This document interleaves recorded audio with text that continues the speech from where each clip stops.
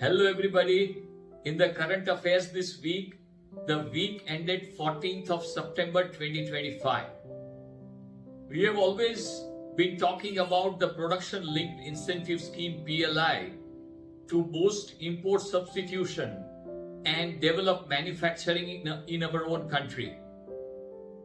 Comparative data between 2020 and 2025 show that foreign exchange outgo for major companies as a percentage of its total sales have declined. Maruti Suzuki in 2020, the foreign exchange outflow was to the extent of 11.5% of its total sales. In 2025, that outgo of foreign exchange as a percentage of its total sales is now at 6%.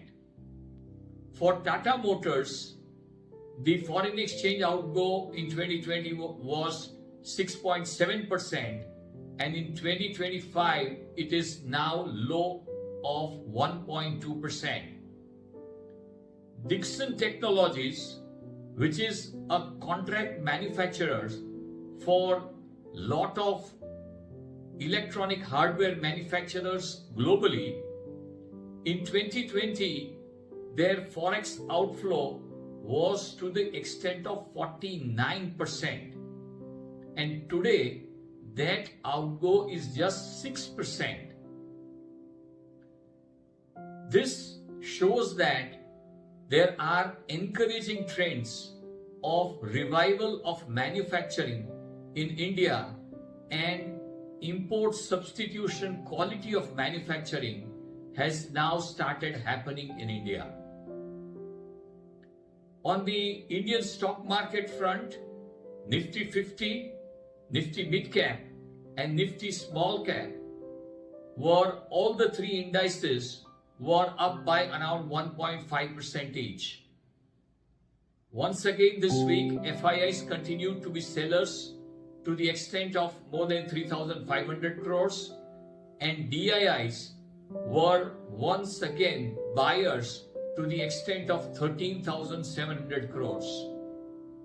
The noteworthy sector which was up this week was Nifty Defense, which was up by more than 7% on account of a 15-year defense modernization plan which has been rolled out by the government, whereby lot of action is going to happen in the defense industry front in our country. On the commodity front, Brent crude internationally was up by more than 2%. Gold and silver in India continued their rally, and gold was up by more than 3% this week, and silver was up by around 4% this week. In the international markets, Nasdaq was up by more than 2%, S&P 500 was up by more than 1.5%, and MSCI China was up by more than 4%. India's retail inflation, which is consumer price index inflation, was up by 2.07% for the month of August. The inflation for the month of July 2025 was 1.61%.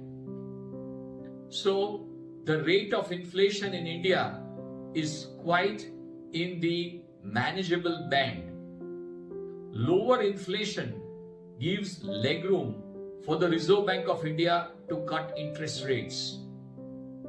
Now, the benefits given under the direct taxes, the income tax benefits, combined with the relief granted under the Goods and Services Tax GST on account of rate cut, and that too coupled with a lowering of interest rate by the Reserve Bank of India, can definitely boost consumption in the Indian economy.